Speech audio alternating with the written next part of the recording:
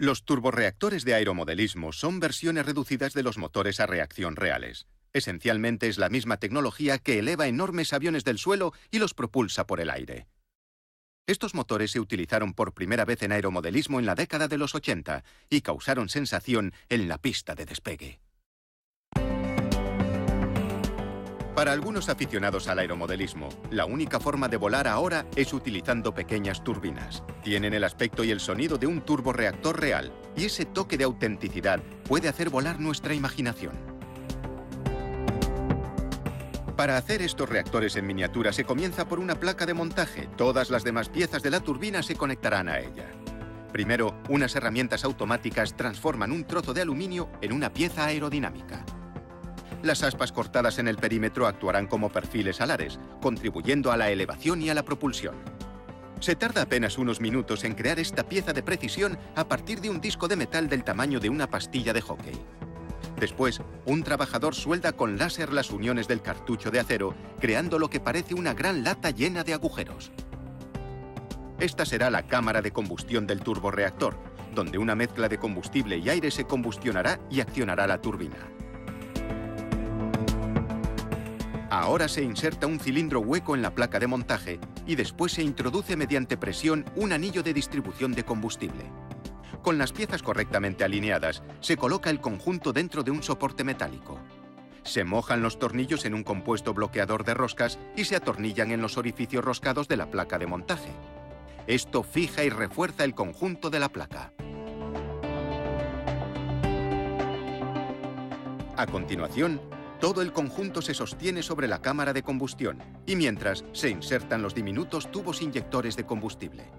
Para completar el trabajo, se da la vuelta a la cámara para introducir los tubos más a fondo.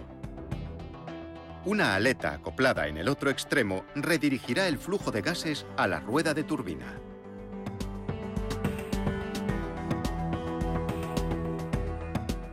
Y ahora la bujía incandescente, llamada así porque se pone incandescente para iniciar la combustión. Se introduce en un orificio roscado situado en el lateral de la cámara de combustión, que ahora está embutida dentro de un armazón.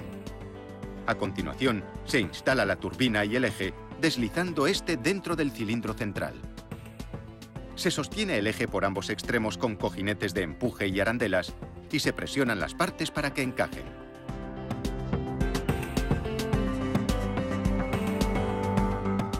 Después se coloca la rueda del compresor que presuriza el aire que penetra en la cámara. Una vez instalada, la rueda del compresor gira a una gran velocidad mientras un ordenador analiza su rendimiento. La más mínima vibración implica un desequilibrio. Con una fresa se quitan pequeños trozos de metal para rebajar las zonas que provocan el desequilibrio. El ordenador indica la ubicación exacta de los puntos. Después vuelven a girar la rueda del compresor. Nuevamente el ordenador detecta un pequeño desajuste, por lo que hay que quitar más material. Este proceso se repite varias veces hasta que la rueda está perfectamente equilibrada y el ordenador da la luz verde. Después de esto, se aseguran de que la rueda de turbina del otro extremo del eje también está equilibrada. Este mini turborreactor ya está listo para instalarle el motor de arranque. Este se coloca en el eje que sobresale del compresor y se ancla en posición con ayuda de unos tornillos. Una vez en su sitio, girará el eje hasta producir suficiente aire comprimido para que la mezcla entre en combustión. Este tubo de plástico inyectará el combustible al motor y aceite para la lubricación.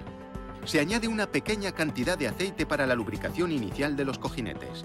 A continuación, se calienta un extremo con un encendedor que hace que el plástico sea más flexible y resulte más fácil que encaje en el conector.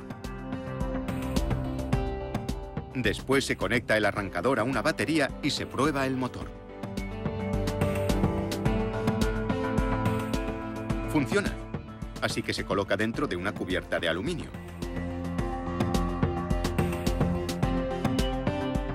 Este turborreactor de aeromodelismo está listo para la prueba final. Para ello, se aísla dentro de una cámara, se le inyecta combustible y se acelera al máximo. Utilizando un equipo por ordenador, el técnico supervisa la potencia y confirma que el motor genera la propulsión adecuada. Eso significa que ya puede abandonar la fábrica y echar a volar. Apenas se tardan unas 6 horas en hacer un turborreactor de aeromodelismo, pero después de eso, el cielo es el límite. Bueno, si tu vida no es